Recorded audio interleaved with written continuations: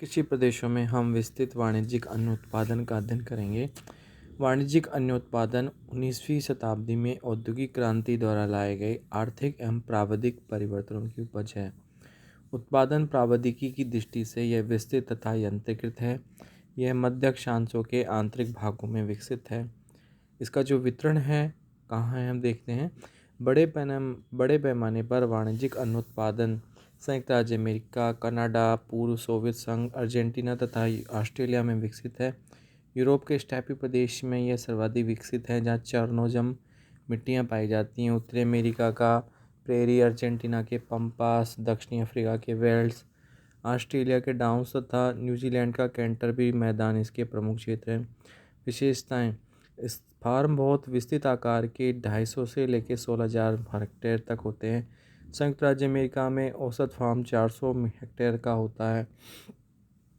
यहाँ भूमि सस्ती होने के कारण कृषक बड़े फार्मों के स्वामी हैं। यंत्रीकरण से इन विशाल फार्मों का रखरखाव संभव हुआ है। बस्तियाँ छोटी तथा बिखरी होती हैं। रूसी स्टेपी प्रदेश में जहाँ सहकारी फार्म हैं, बस्तियाँ अधिक सघन हैं। यहाँ गेहूँ प्रमुख उपज है, जो फ्लैक्स तथा मक्का भी उगाए जाते हैं। राई, जई, चारा आदि पशुओं को खिलाने के लिए उगाए जाते हैं।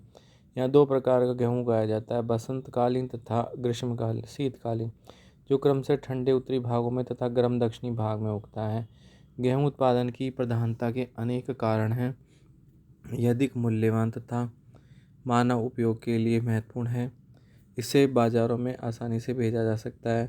रूस तथा अर्जेंटीना में फ्लैक्स, सोयाबीन आदि गौण फसलें हैं। कुछ फार्मों पर मवेशी पालन भी किया जाता है। अनुकूल क्षेत्रों में सब्जियां तथा फलदार वृक्ष भी उगाए जाते हैं। कृषि अत्यधिक यंत्रीकृत है तथा उत्पादन बड़े पैमाने पर किया जाता है। कृषक अधिकाधिक मशीनों का प्रयोग करते हैं, जिससे मानव श्रम की बचत हो। कृषि संबंधी समस्त कार्य मशीनों द्वारा होते हैं। अन्न भंडारण के लिए कृषक विशाल गोदाम भी बनाते हैं। मशीनों के खरीदने, रखरखाव आदि पर भारी पूंजी निवेश किया जाता है। कृषि फसलों के अंतर्गत विशाल फार्मों पर अल्प श्रम तथा मशीनों का व्यापक प्रयोग होता है। यंत्रीकरण की उच्च मात्रा के कारण श्रम की आवश्यकता कम होती है। इस कृषि में प्रति इकाई क्षेत्र उत्पादन सघन कृषि की अपेक्षा कम होता है।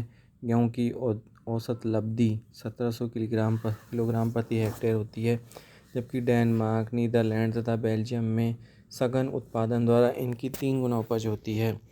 इसके बावजूद बड़े पैमाने पर उत्पादन होने के कारण यह कृषि वाणिज्यिक होती है।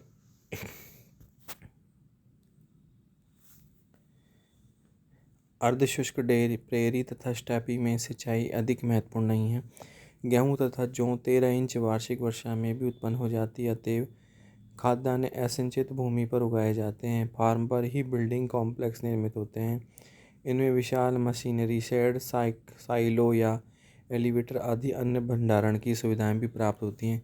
विस्तृत कृषि में अकाल, ओला, पाला आदि जलवायु प्रकोप तथा पशु रोगों के प्रकोप भी होते हैं। इससे फार्म की उत्पादकता पर प्रतिकूल प्रभाव पड़ता है और कभी कभी फसलें नष्ट हो जाती हैं। विगत वर्षों में गेहूं उत्पादक क्षेत्र निरंतर बड़े बाजारों से दूर होते जा रहे हैं। परिवर्तन तेजी से बढ़ती हुई जनसंख्या के कारण भूमि के मूल्यों में वृद्धि से उत्पन्न हो रहा है।